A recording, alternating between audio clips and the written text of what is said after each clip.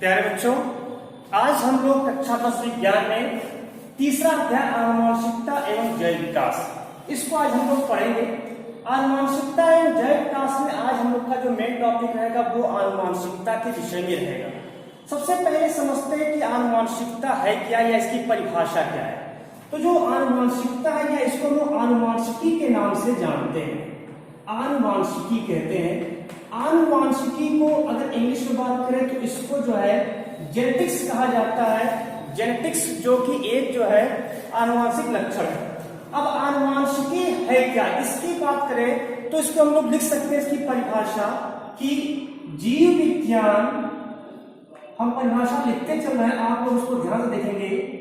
जीव विज्ञान की वह शाखा, जीव विज्ञान की वह शाखा जिसके अंतर्गत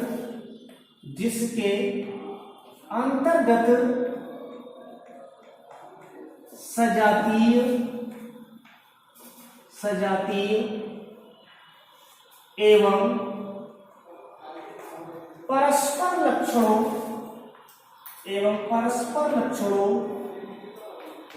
लक्षणों का पीढ़ी दर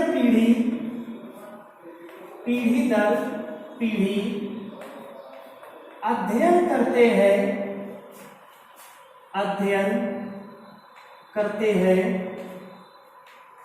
आनुवंशिकी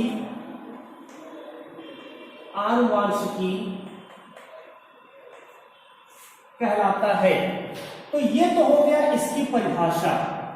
अब यहां पर एक शब्द आया है, यहां पर देखिए, तो आनुवंशिक लक्षण, जो कि यहां पर हमने कहा कि सजातीय एवं परस्पर लक्षणों, परस्पर सजातीय और परस्पर लक्षण, अर्थात यहां आनुवंशिक लक्षण शब्द आएगा। तो ये आनुवंशिकी है, तो आनुवंशिक लक्षण है क्या, इस चीज को भी यहां पर समझना है। यानी अगला इसका जो हेडिंग है वो है आनुवंशिक लक्षण। देखिए, अगर वैसे समझना हो एक सिंपल वे में, तो आनुवंशिक हम किसे कहते हैं? अन मतलब होता आगे की ओर, वंश मतलब पीढ़ी। यानी कि जब हम निरंतर आगे की ओर पीढ़ियों का अध्ययन करते हैं तो उसको हम लोग जो आनुवंशिक कहते हैं। तो ये आनुवंशिक होता है। अगर हम आनुवंशिक लक्षणों की बात करें तो कह सकते हैं कि जीवों के वे सभी लक्षण जो एक पीढ़ी से दूसरी पीढ़ी में प्रसारित होते हैं, प्रसारित अर्थात स्थानांतरित भी सकते हैं, प्रसारित होते हैं, आनुवंशिक लक्षण कहलाते हैं। आनुवंशिक लक्षण कहलाते हैं। तो ये तो हो गया इस आनुवंशिक लक्षण की परिभाषा। सब कुछ पढ़ लिया, लेकिन अभी तक ये नहीं जाने कि ये आनुवंशिकी शब्द का प्रयोग किसने किया, हम आनुवंशिकी के जनक किसे कहते हैं, तो वो भी चीज आज जानना आवश्यक है। पहले तो हम ये यहाँ पर बात करते हैं कि जो आनुवंशिकी के जनक कौन है, यानी आनुवंशिकी के जनक किसको माना गया है। तो ये यहाँ पर पहला क्वेश्चन बनता है कि आनुवंशिकी के जनक कौन है, किसे हम आनुवंशिकी का पितामह मानते हैं, father of genetics. Father of genetics किसे कहते हैं? तो वो थे Gregor John Mendel. Gregor John Mendel को फादर ऑफ जेनेटिक्स या आनुवंशिकी के जनक कहते हैं। ग्रेगर जॉन मेंडल ने कोई बुक नहीं लिखा था, बस इन्होंने एक पेपर पब्लिश हुआ था इनका। उस पेपर का नाम जो है वो इंग्लिश में आपको लिखना पड़ेगा, याद रखिएगा, क्योंकि इनका पेपर है और पेपर को उसको हिंदी में ट्रांसलेट नहीं करना है। तो आप उसी इंग्लिश को हिंदी में भी लिख सकते हैं, लेकिन यहाँ पर ध्यान रखिए पेपर है इनका, इन्होंने छपाया था एक पत्रिका में, और उस पत्रिका में उसके पेपर का नाम था annual proceeding of natural history society of Brunn. Brunn जो है वो शहर का नाम है, ध्यान रखिए ब्रून शहर का नाम है। वहीं पर ये पत्रिका छपी थी और उसी में इनका ये पेपर जो है इस नाम से annual proceeding of natural history society of Brunn में इनका जो भी इन्होंने अपना प्रयोग किया जेनेटिक्स के क्षेत्र में, आनुवांशिकी के क्षेत्र में, वो पेपर में इनका पब्लिश हुआ। और ये जो पब्लिश होने का ईयर था वो था 1866 ईस्वी में पब्लिश हुआ था। ध्यान रखिएगा 1866, लेकिन एक्चुअल में इनका जो पूरा प्रयोग था छपा था 1866 ईस्वी में 1866, बट इनका जो पूरा अपना प्रयोग था वो इनका जो प्रयोग था वो 1857 से लेकर के 1864 के बीच में हुआ। यानी इनका जो पूरा इन्होंने अपना प्रयोग किया था वो 1857 से लेकर के 1864 ईस्वी तक इन्होंने अपना पूरा प्रयोग किया। कुल 7 वर्षों तक इन्होंने अपना प्रयोग किया था।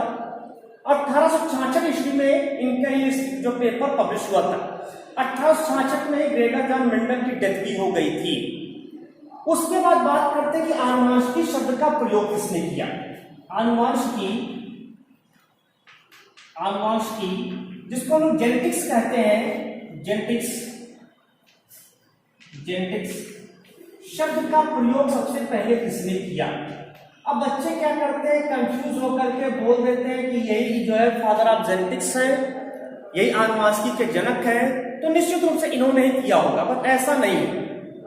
आनुवांशिकी शब्द का सबसे पहले जो प्रयोग है वो बेटसन ने किया था, बेटसन ने किया था। और ये भी जान लीजिए 1905 ईस्वी में किए थे। कंफ्यूजन हुआ कि 1866 में इनकी मृत्यु हो गई थी और उसके बाद इनको फादर ऑफ जेनेटिक्स भी कहा गया, लेकिन जेनेटिक शब्द का प्रयोग कब किया गया, वो तो 1905 ईस्वी में किया गया। तो बिल्कुल 1905 ईस्वी के बाद जब जेनेटिक शब्द का प्रयोग किया गया तब इनको जो है फादर ऑफ जेनेटिक्स के नाम से कहा गया।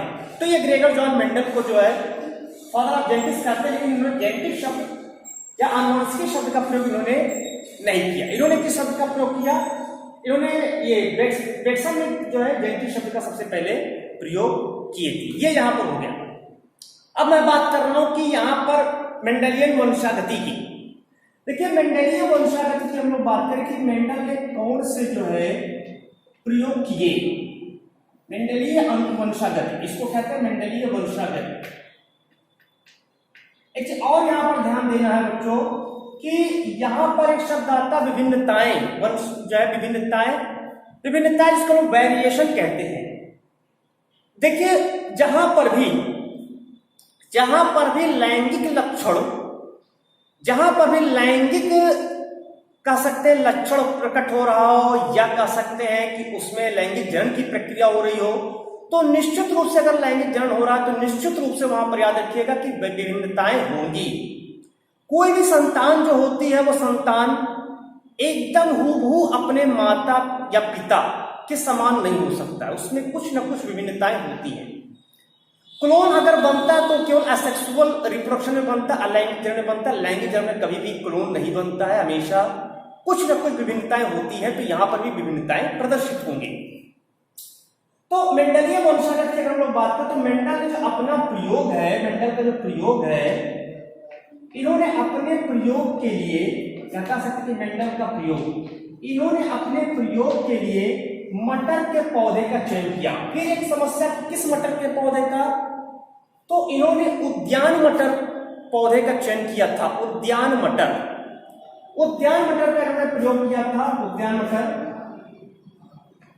क्योंकि जो मीठी मटर होती है उसका नाम है लेथाइडस ओडोरैटस, ये मीठी मटर का बोटेनिकल नेम है। लेकिन इन्होंने प्रयोग किसका किया था, इन्होंने प्रयोग किया था पाइसम सेटाइवम का।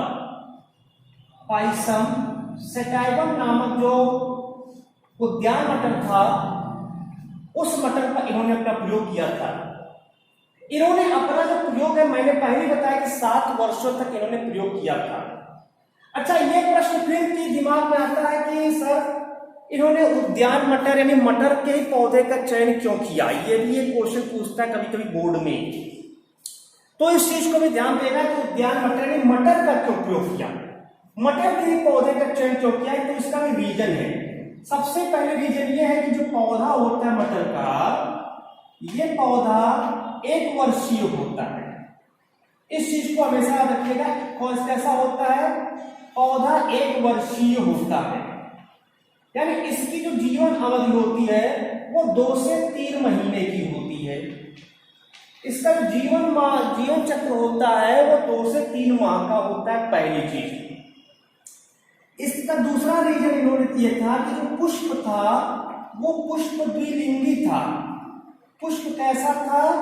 पुष्प द्विलिंगी था, हर्माफ्रोडाइट जिसको कह सकते हैं। और साथ में जो है एक क्षयी था, मोनोइसियस था, एक क्षयी था, जिसके कारण क्या हो रहा था कि इसमें केवल और केवल स्वपरागण ही होता था। यानी इसमें हम सकते हैं कि पुष्प में इस प्रकार के इसके दल विन्यास होते हैं कि जिसके कारण इसमें जो है केवल और केवल जो है पुष्प में जो है स्वपरागण की क्रिया होती थी, स्वपरागण होता था, पुष्प में स्वपरागण पाया जाता है। ऐसा रीजन क्या है कि क्यों इसमें स्वपरागण होता है? क्योंकि इसका जो दल विन्यास था, दल विन्यास ये इसमें ध्वजित प्रकार का होता है, ध्वजित प्रकार का होता है। ये बहुत डिटेल्स को अब जाएंगे तो पूरा टैक्सोनॉमी पढ़नी पड़ेगी, लेकिन जिसको भी इस बारे में पढ़ना है तो वो जो है इंग्लिश मीडियम में वो वीडियो बना है, आप उसको 11th क्लास के इन्फ्लोरेसेंस जो टॉपिक है फ्लावर ऑफ टैक्सोनॉमी, तो उसमें आप पढ़ सकते हैं इसको, लेकिन बहुत ज्यादा इंपॉर्टेंट उतना नहीं है कि हाई स्कूल के लिए। तो दल विन्यास ध्वजित प्रकार का होता है, इसलिए इसमें केवल स्वपरागण ही पाया जाता है। लेकिन हाँ, इसमें चीज और है, इसमें कृत्रिम परपरागण करा सकते हैं, कृत्रिम परपरागण कराया जा सकता है। तो यही इसकी सबसे खासियत थी कि इसमें कृत्रिम परपरागण कराया जा सकता है। तो ये इसमें जो है यहाँ पर, और साथ में क्या था कि पौधा बहुत छोटा था तो उसको सुगमता पूर्वक जो है इसका अध्ययन कर सकते थे, इसकी देखभाल भी की जा सकती। तो ये इसकी कुछ खासियत थी जिसके कारण उन्होंने मटर के पौधे का चयन किया और इसे मेंडेलिय वंशागति के नाम से जाना गया। अब बात करते हैं कि यहाँ पर जो है जो मेंडल ने मटर के पौधे का चयन किया उसमें कौन कौन से लक्षण यहाँ पर थे। उस लक्षण का एक चार्ट बना लीजिए, बहुत ही इंपॉर्टेंट है, मैं बना रहा हूं उसको साथ में बनाते भी चलिएगा, जिसको हम लोग जो है वंश परंपरागत लक्षण के नाम से भी जानते हैं। तो अब हम लोग समझते हैं, इसके सबसे मुख्य भाग पर आते हैं जो वंश परंपरागत लक्षण है, जिसे हम ये जो 7 प्रकार के होते हैं, इन 7 वंश परंपरागत लक्षणों का एक जो है आरेख बना लेंगे और उसी आरेख के आधार पर फिर पढ़ाई आसान हो जाती है। अगला हेडिंग है वंश परंपरागत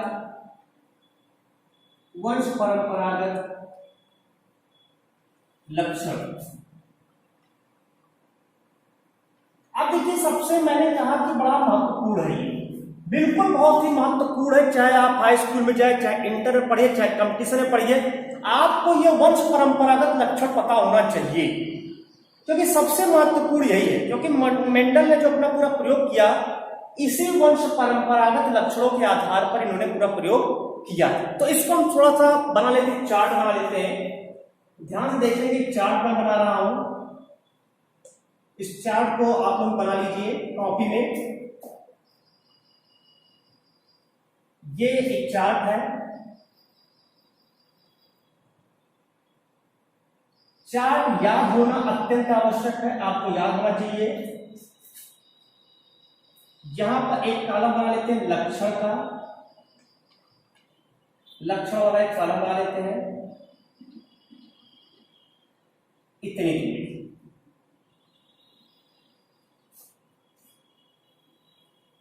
ये हो गया। ये कॉलम में देखेंगे कि यहां पर छोटा सा कॉलम बना है, यहां पर थोड़ा सा बड़ा कॉलम बना है, इसलिए बना है क्योंकि यहां पर अभी हमें बहुत चीजें लिखना है। तो सबसे पहले तो ऊपर की ओर तुलनात्मक दृश्य रूप विभिन्नताएं,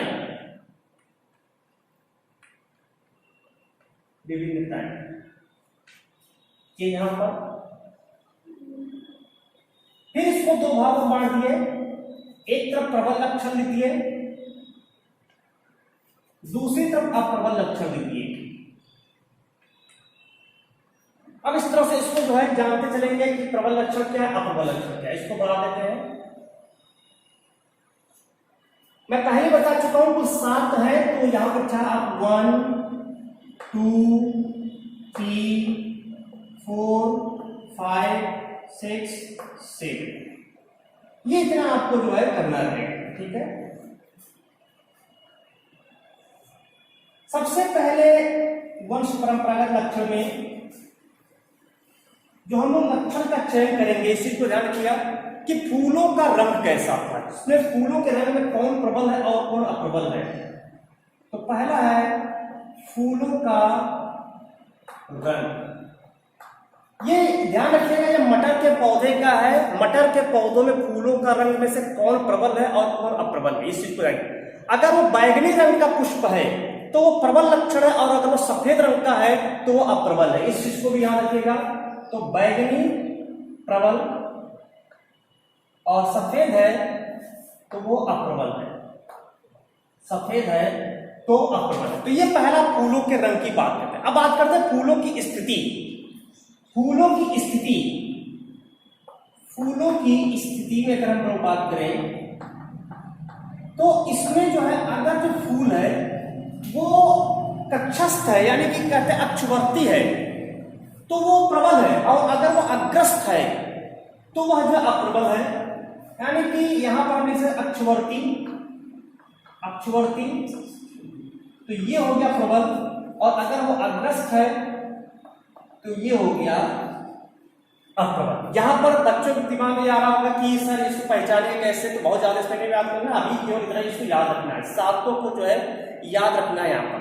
तीसरा है तने की लंबाई। तने की लंबाई जो लक्षण है, इसके आधार पर अगर हम बात करें तो अगर तना लंबा है तो वो जो है प्रबल होगा, और अगर तना बौना है, बौनी प्रजाति है, तो वो जो है निश्चित रूप से अप्रबल होगा। फिर आते हैं कच्ची फली का रंग। चौथा कच्ची फली का रंग। कच्ची फली का रंग, यहां पर ध्यान देंगे कि कच्ची फली का जो रंग है वो हरा है तो प्रबल है, और अगर वो पीला है तो वो अप्रबल है। तो हरा है तो प्रबल और पीला है तो वो अप्रबल होगा। ये यहां पर मैं पहले बता दे रहा हूं कि यहां पर वंश परंपरागत लक्षणों की बात करो, और ये निश्चित रूप से पूरा याद होना चाहिए। इसके बाद है यहां पर 5वां जो है पकी हुई फली की आकृति। पकी हुई फली की आकृति, पकी हुई फली की आकृति। देखिए, पकी हुई फली की आकृति की अगर हम बात करें, जो फूली हुई अगर है उसकी फली कैसी है, फूली हुई है, तो वो निश्चित रूप से जो है प्रबल है, और अगर बीज के बीचों बीच में दबा है तो वो निश्चित रूप से अप्रबल है, तो वो अप्रबल लक्षण उसका होगा। इसके बाद हम बात करेंगे यहां पर बीज की आकृति की। छठा यहां पर आता है बीज की आकृति। बीज की आकृति की भी अगर हम लोग बात करें तो बीज की आकृति में अगर वो बीज गोल है तो प्रबल है, अगर वो झुर्रीदार है तो वो जो है अप्रबल है। तो गोल है तो प्रबल लक्षण है, और झुर्रीदार है तो वो अप्रबल लक्षण है। फिर अंतिम में आता है बीज पत्र का रंग। बीज पत्र का रंग, ये दो तो निश्चित रूप से याद रखिएगा, 2 ये और 1 ये 3, क्योंकि इन्हीं तीनों पर हम पूरा प्रयोग पढ़ेंगे। ध्यान रखिएगा, इन्हीं तीनों पर, ये 2 और 1 ये 3 पर हम लोग पूरा प्रयोग पढ़ने वाले हैं। तो बीज पत्र का अगर पीला है तो वो प्रबल है, और अगर वो हरा है तो वो जो है अप्रबल है। तो मैं बार बार कह रहा हूं कि ये 2 याद रखना है आप लोग को, और एक ये तने की लंबाई वाला, 3 हम लोग निश्चित रूप से पढ़ेंगे।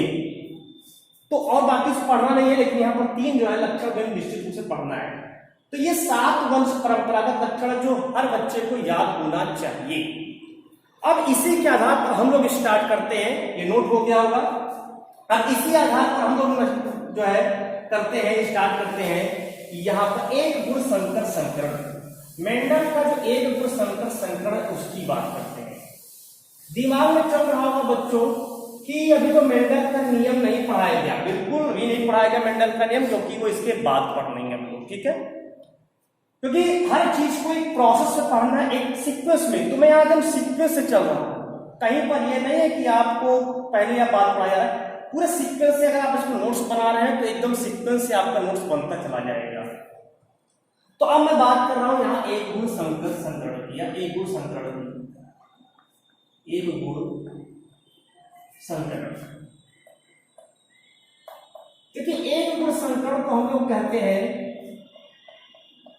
मोनोहाइब्रिड क्रॉस,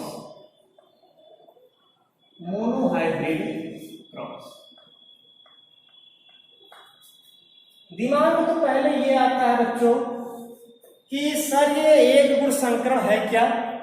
एक गुण संकरण उसे कहते हैं सातों सात लक्षण दिखे अभी को हम लोग, सात लक्षण वंश परंपरागत, उस सातों में से कोई एक गुण का चयन करके, कोई एक लक्षण का चयन करके हम उसका वर्णन कर लें, यही है बस। इसमें से इतने करना है। अब सात है, सात में से किसी एक लक्षण का चयन करना है। तो यहां पर उन्होंने जो प्रयोग किया था मेंडल, चूंकि अकॉर्डिंग टू मेंडल हम लोग चल रहे हैं, तो मेंडल के नियम के अनुसार हम लोग पढ़ेंगे। तो इन्होंने तने की लंबाई को मापना देखा था, किसके आधार पर किए थे? तने की लंबाई लक्षण को जो है दिया था। तो अभी को जस्ट पढ़ चुके बेटा कि तने की लंबाई अगर लंबी है तो प्रबल लक्षण है, और अगर बहुनक प्रजाति का है तो वो अप्रबल लक्षण होगा। इन्होंने क्या किया, मेंडल ने अपने इस प्रयोग में एक लंबे तने वाला पौधा ले लिया। कौन सा?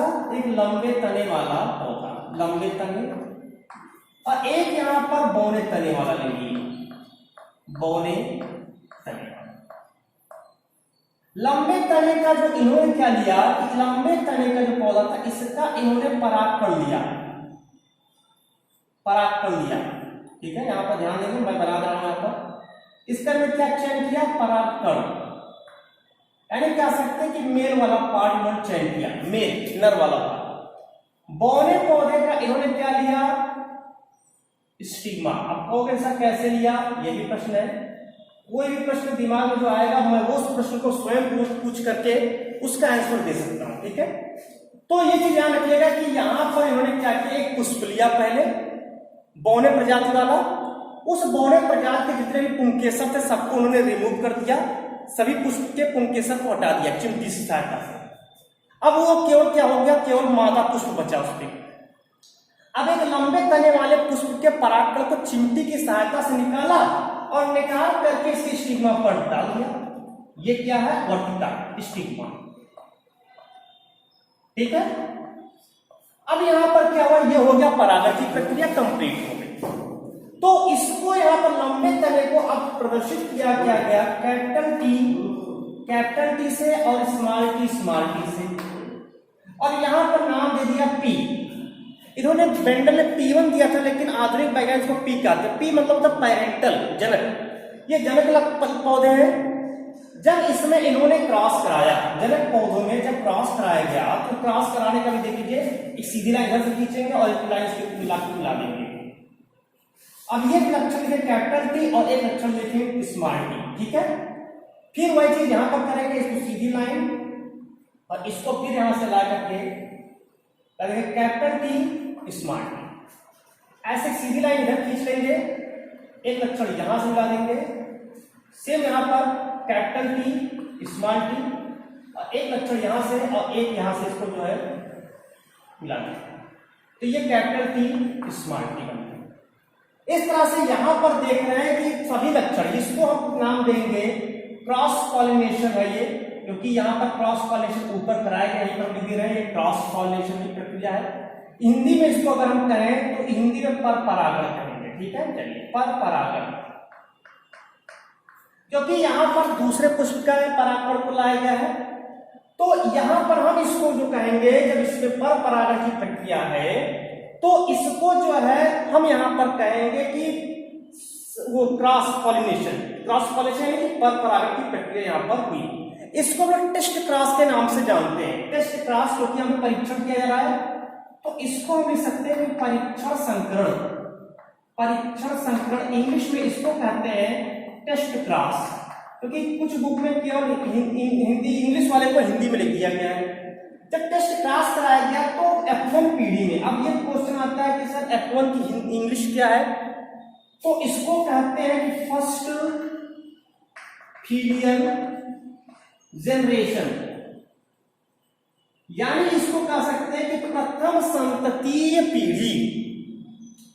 अब प्रथम संततीय पीढ़ी में देख रहे हैं कि सभी जो है संकर लंबे, प्रबलता के नियम के अनुसार अभी नियम जब पढ़ाएंगे तो सभी संकर लंबे यहाँ पर प्राप्त हो रहे हैं। जितने भी पौधे प्राप्त हुए हैं पीढ़ी में वो कैसे हैं, सभी जो है लंबे हैं, लेकिन लंबे कैसे हैं, वास्तविक में शुद्ध लंबे नहीं है बल्कि कैसे संकर लंबे हैं, तो सभी संकर लंबे होते हैं। ठीक है, दिमाग में क्वेश्चन सर संकर क्या होते हैं, तो संकर का मतलब होता है कि जब दो विभिन्न प्रकार के लक्षणों वाले जीव को या पौधों को एक साथ उनका जो संकर कराया जाता है उससे जो उत्पन्न संतान होती है उसे हम संकर कहते हैं। संकर जैसे कि खच्चर, खच्चर क्या है, वो संकर प्रजाति का सदस्य होता है, वो घोड़े और गधे के जो है ब्रीडिंग के थ्रू उत्पन्न हुआ है, जिसको हम संकर प्रजाति कहते हैं।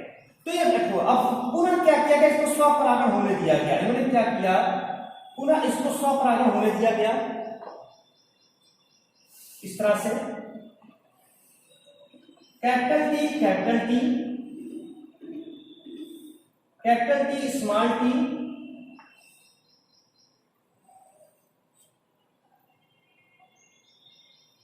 कैपिटल टी स्मॉल टी और स्मॉल टी स्मॉल टी। ये यहां पर हो गया। यहां पर क्या कराया गया, स्वपरागण कराया गया। क्या कराया गया, स्वपरागण कराया गया।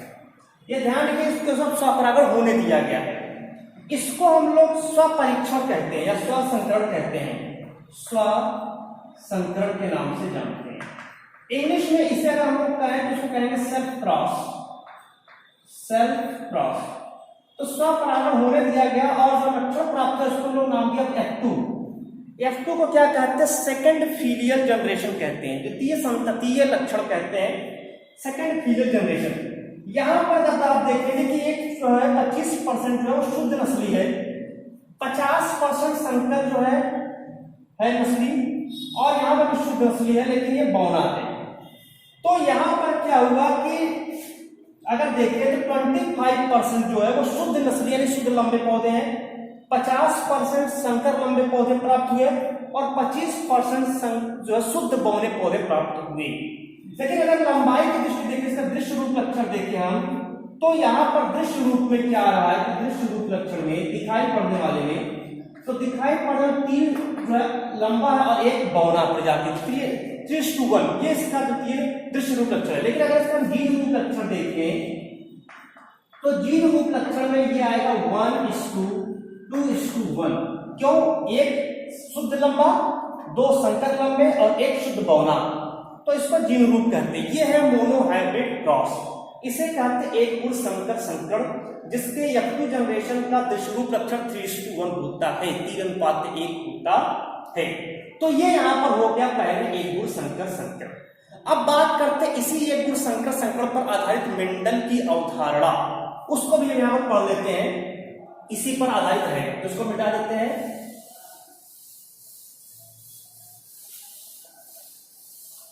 एक गुण संकर संकरण पर आधारित लिख देते हैं यहां हेडिंग, एक गुण संकर या एक गुण संकरण पर आधारित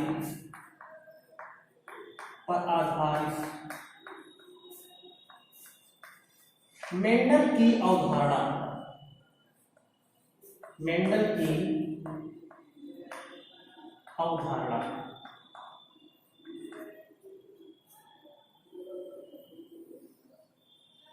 Mendelian concept based on monohybrid cross, ये इसकी इंग्लिश होगी, Mendelian concept based on monohybrid cross. अब देखिए यहां पर जो अभी एक गुण संकरण पढ़े हैं उसी के आधार पर मेंडल की अवधारणा की बात है। तो मेंडल की अवधारणा में इन्होंने इस आधार पर एक गुण पर, वैसे भी 4 प्रिंसिपल है लेकिन एक गुण संकरण के आधार पर 3 प्रिंसिपल यहां पर हम पढ़ेंगे, 3 अवधारणा पढ़ेंगे। इसके आधार पर, चूंकि हम यहाँ पर मान रहे हैं एक गुण, अभी चूंकि द्विगुण संकरण भी है तो उसके आधार पर एक रहेगा, लेकिन यहाँ पर अभी हम केवल एक गुण संकरण, क्योंकि मैंने कहा कि मैं सीक्वेंस में चल रहा हूं, एकदम सीक्वेंस में, कोई इधर उधर कुछ नहीं करना है। तो पहला इनका इसका था, इसके आधार पर पहला था आनुवांशिकी के कारक, आनुवांशिकी के कारक, आनुवांशिकी के कारक। दूसरा प्रिंसिपल था इनका प्रबलता व अप्रबलता, और तीसरा इनका था पृथक्करण। चलिए एक एक करके समझ लेते क्या होता है आनुवांशिकी के कारक।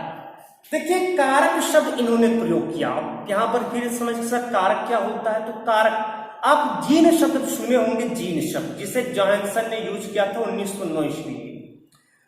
जो जीन था उस जीन को इन्होंने कारक कहा, यानी कि जो आनुवांशिक लक्षण एक पीढ़ी से दूसरी पीढ़ी में जा रहा है, उस आनुवांशिक लक्षण को ले जाने वाला कोई ना कोई कारक होगा, उसी को उन्होंने कहा आनुवांशिकी के कारक है। जैसे आज का हम लोग आधुनिक समय में बात करते कहेंगे जीन, कि जीन आनुवांशिक लक्षणों को एक पीढ़ी से दूसरी पीढ़ी पहुंचाता है, क्योंकि हमें जीन शब्द पता चल गया है, जीन शब्द का यूज कर दिया गया। बट नाउ दिस टाइम हम लोग अगर हम बात करें तो इस समय क्या हो रहा है कि उस समय की इस नाउ दिस टाइम जो फैक्टर था, फैक्टर वर्ड जो है वो बिसाइड वो फैक्टर वर्ड जो है किसके स्थान पर यूज किया गया, वो क्या गया जीन। लेकिन यहां पर क्या है कि अभी हम लोग बात कर रहे हैं 1900 ईस्वी से पहले, तो वहां पर जीन शब्द का प्रयोग तब हुआ नहीं था, तो उसके लिए कारक शब्द का हमेशा प्रयोग करेंगे। यहां पर मेंडल वाले टॉपिक में आप कभी भी जीन शब्द का प्रयोग नहीं करेंगे। हाँ, अपने दिमाग में रखेंगे कि कारक कोई जीन कहा गया, बट जीन लिखेंगे नहीं, कारक लिखेंगे। तो यहां पर भी मैं वही चीज कर रहा हूं। इन्होंने कहा कि आनुवांशिक लक्षणों को ले जाने वाला निश्चित रूप से कोई ना कोई कारक होगा, और वही कारक आनुवांशिकी का कारक कहलाएगा। बस इतना हो गया। प्रबलता व प्रबलता, सभी जीवों में उसी प्रकार मटर में भी, सभी जीव जैसे उसी प्रकार मटर में भी कुछ प्रबल व कुछ अप्रबल लक्षण होते हैं। तो प्रत्येक पीढ़ी में प्रबल व अप्रबल लक्षण दोनों एक साथ प्रदर्शित हो सकते हैं, या कोई एक प्रबल प्रदर्शित होगा या अप्रबल प्रदर्शित होंगे। तो ये लक्षणों के आधार पर। तीसरा क्या है कि जो प्रबलता या प्रबलता का लक्षण है उसमें अलगाव भी होता रहता है। जब एक पीढ़ी से दूसरी पीढ़ी में लक्षण जाते हैं तो पृथक भी होते रहते हैं, तो उसी को नाम दिया गया पृथक्करण। इसी तीन निष्कर्ष के आधार पर दो नियम दिए गए। अभी दो नियम की बात करो, होते तो तीन नियम से पढ़ा रहा हूं, एक गुण संकरण में पढ़ा रहा हूं, तभी एक गुण संकरण के आधार पर दो नियम क्यों दिए गए, जिसे मेंडल का नियम कहा गया, मेंडल का नियम। लेकिन फिर एक क्वेश्चन दिमाग में आता है बच्चों के कि मेंडल ने क्या वास्तव में नियम दिया था? तो मेंडल ने कोई नियम नहीं दिया था, पहले जान लीजिए। मेंडल ने ये निष्कर्ष दिए थे। इस निष्कर्ष के आधार पर तीन वैज्ञानिक, क्योंकि इनकी तो डेथ 1866 में हो गई थी, बाद में जो नियम निकले हैं तो 1900 ईस्वी में आया, 34 वर्ष बाद, उनकी मृत्यु के 34 वर्ष बाद। अब ये क्वेश्चन कि सर 34 वर्ष बाद किसने इसको लाया? तो तीन वैज्ञानिक थे, उन तीनों वैज्ञानिक का नाम है, इसे हम लोग जो है नव मेंडलवाद के नाम से, मेंडलवाद को पुनर्खोजकर्ता कहते हैं। मेंडलवाद के पुनर्खोजकर्ता, पुनर्खोजकर्ता, इस चीज को भी याद रखना है हमेशा। ये तीन वैज्ञानिक थे, 1900 ईस्वी में इन्होंने मेंडल के प्रिंसिपल को देखा, इन्हें लगा, इन्होंने भी प्रयोग किया, सब कुछ सत्य निकला, और तभी जो है इन्होंने उन्हीं निष्कर्षों पर नियम दिए। तो मेंडलवाद के पुनर्खोजकर्ता में एक वैज्ञानिक थे कार्ल कोरेंस, एक वैज्ञानिक थे कार्ल कोरेंस, स्पेलिंग इनका लिखते हैं कार्ल कोरेंस। दूसरे वैज्ञानिक थे ह्यूगो डिब्रीज, ह्यूगो डिब्रीज, ह्यूगो डिब्रीज, ठीक। और तीसरे वैज्ञानिक थे एरिक वान शेरमैन, एरिक वान शेरमैन, एरिक वान शेरमैन। ये ध्यान देना कि यहाँ पर जो है टी जो है साइलेंट है, टी साइलेंट है, एक्वान शर्माइट। ये तीन वैज्ञानिक जो थे ये मेंडलवाद के पुनर्खोजकर्ता के नाम से जानते। 1900 ईस्वी में इन्होंने इसी के आधार पर दो नियम दिया। पहला जो नियम था नियम 3, मैं भी 2 पढ़ाऊंगा क्योंकि मैं एक ग्रुप पर पढ़ रहा हूं। पहला जो नियम था, अब यह भी बच्चों का सर पहला नियम क्या था, प्रथम नियम इनका क्या था, वो चीज जान ले आज कि बुक में होता क्या है कि सीक्वेंस नहीं देता है। तो प्रथम नियम इनका जो था, बच्चे क्या करते हैं, प्रबलता का नियम को प्रथम नियम मान लेते हैं, ऐसा नहीं है। इनका जो प्रथम नियम था वो पृथक्करण का नियम था, पृथक्करण का नियम था, इस चीज को ध्यान रखिएगा, पृथक्करण का नियम। यह नियम क्या कहता है, पृथक्करण का नियम कहता है कि कोई भी प्रबल व अप्रबल कारक, जैसे अभी मोनोहाइब्रिड में पढ़ रहे थे कि मोनोहाइब्रिड में पहली पीढ़ी में सभी संकर लंबे थे, लेकिन दूसरी पीढ़ी जैसे आया वहीं पर बौने पौधे भी उत्पन्न हो गए, जबकि बौने पौधे में था नहीं, तो दोनों संकर लंबे पौधे थे। फिर बौने पौधे कहां से आया, तो वही ये पृथक्करण का ही एक फलस्वरूप आया कि उसमें लक्षण थे लेकिन वो प्रदर्शित नहीं होते, लेकिन जैसे अगली पीढ़ी में पहुंचा, अप्रबल और अप्रबल एक साथ मिला, वो प्रबल कारक से पृथक होकर के, अलग होकर के अपने लक्षणों की व्यक्ति कर देता है। इसे हम पृथक्करण का नियम कहते हैं। यानी कि कोई भी अप्रबल कारक जब किसी अप्रबल कारक से जुड़ता है तो वह प्रबल कारक से अलग होकर अपने लक्षणों की अभिव्यक्ति करता है, जिससे हम पृथक्करण का नियम कहते हैं। इसे एक और नाम से जानते हैं, इसे हम युग्मकों की शुद्धता का नियम भी कहते हैं। इसे हम युग्मकों की शुद्धता का नियम भी कहते हैं। क्यों कहते हैं, क्योंकि देखिए अप्रबल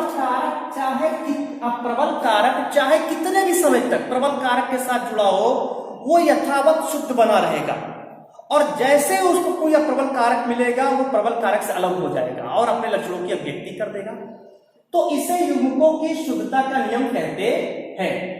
इसे जो है बिलगत का नियम भी कहते हैं। यानी इसे जो है बिलगत का, क्योंकि बिलग मतलब अलग होना, अलगाव हो रहा है, तो बिलगत का नियम भी इसको कहते हैं। दूसरा जो नियम था, दूसरा नियम था प्रबलता का नियम। प्रबलता का नियम लॉ ऑफ डोमिनेंस, कभी कभी लिखा होगा प्रभाविता का नियम, तो दोनों सही है, ठीक है।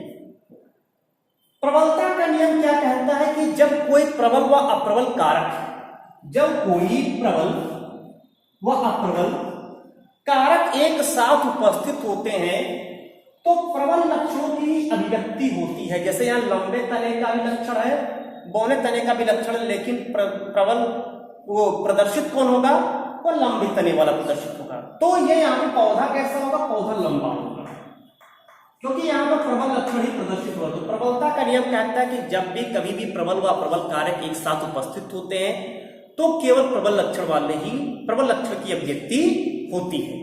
तो यह है प्रबलता का नियम, दूसरा नियम, इसे प्रबलता का नियम के नाम से जानते हैं। तो ये था पूरा एक गुण संकर संकरण।